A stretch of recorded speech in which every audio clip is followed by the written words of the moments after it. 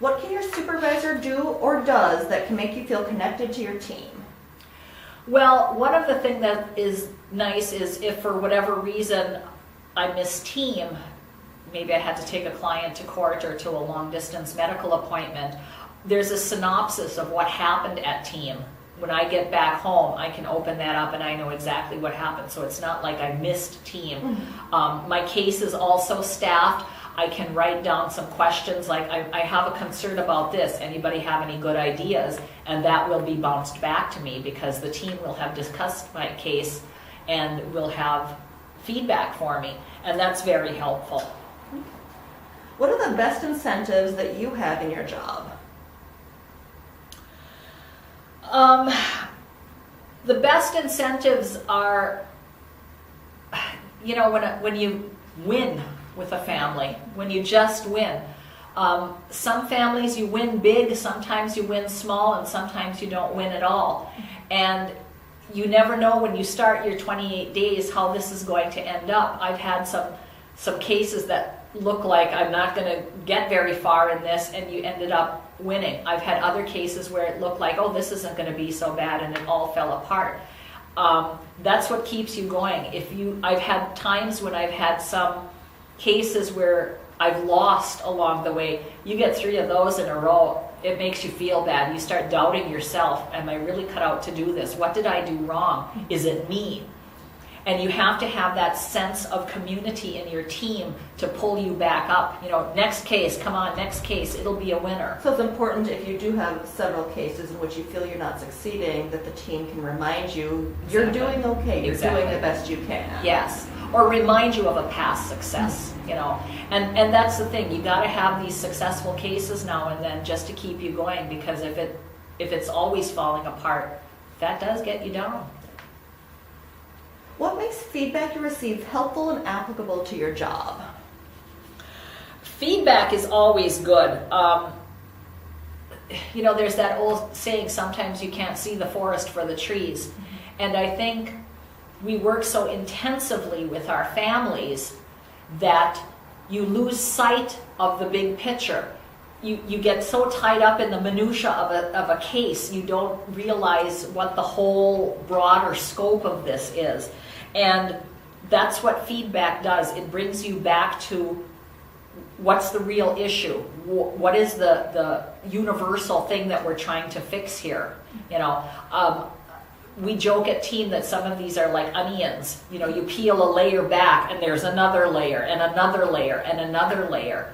So is it the core that you want to get to, or are you just working on the layers? You know, your feedback will get you focused more when you kind of go off on a tangent.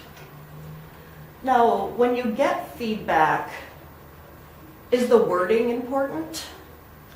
Oh, absolutely. Because you don't want it to be critical. You know, you don't want to hear what you're doing wrong. You want to hear what you're doing right, because even if the case is not a good case, you're still doing something right, even though it's not working out the right way. So feedback has to have praise or a pat on the back verbally. You have to realize that there's something good that you're doing in every case. And then it's not, I don't view it as criticism, I view it as redirection. Maybe I'm worried about something that's not necessarily the core of what I should be worried about. You know, make your engagement broader, or conversely make your engagement tighter depending on the case. And the feedback, I view that as not a criticism. I view it as a focus. What is your focus? What are you doing well? What do you want to do better? What do you want to do in the future to make it work? So the feedback helps you steer the case. Steer, yes, absolutely. Steering is a good word. Okay. And what can an organization do to create a sense of community when the staff work and live a long distance from the office and may not be at the office and with their coworkers on a daily basis? Well, that's difficult because we don't go to our main office very often simply because it's distance. For 2 of our staff members, it's a 3-hour drive. One way. One way. So that's 6 hours out of the day. plus in a different time zone. That's another thing. If you have cases, is it Eastern time zone or is it Central time zone? I'm going to be at your house at 10 o'clock. Well, is that Eastern or is it Central? Is that 10 o'clock my time or 10 o'clock your time? That's a very difficult thing. But yet we do have support from there. There's one woman that we have to report our checks to. She always, and I don't use the word always lightly, she always writes something supportive, a little phrase.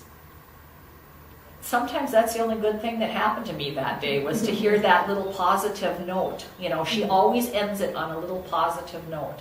And it's not a big thing, but she always does that. That's nice.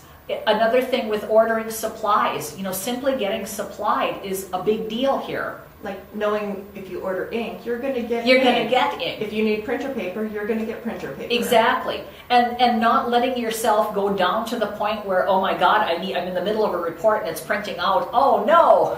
Yeah. You order it preemptively so that you always have it on hand.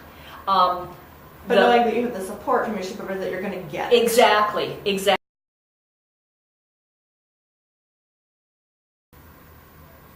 Is there anything that you would want to tell a new supervisor working in a home-based program that they should expect and be able to do? Keep in contact with your workers. Be available to them. I know it's no fun being available 24 hours a day, but a worker is not going to call you at 3 o'clock in the morning unless things are desperate. So let them know that you're there for 24 hours a day. It's not that that's going to happen. Rarely does that happen. But the fact that your worker knows that you have their back is priceless. So be available. Be available for anything. We have jobs where confidentiality is supreme. Sometimes you just have to blow it off.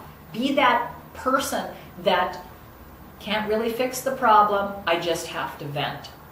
And if the worker feels safe venting, you've got a good relationship going. Because who else is the worker going to do that to? They can't take it home and at the dinner table say, oh, and how was work, honey? Fine, it was just fine. Because I can't tell you how work was because of the confidentiality aspect. But if I have a supervisor that I can call up and say, oh my God, it was horrible today. Maybe the supervisor can't do anything about it. Maybe they can give you some feedback to help it. It's just the venting. Just let me get this off my chest. Okay.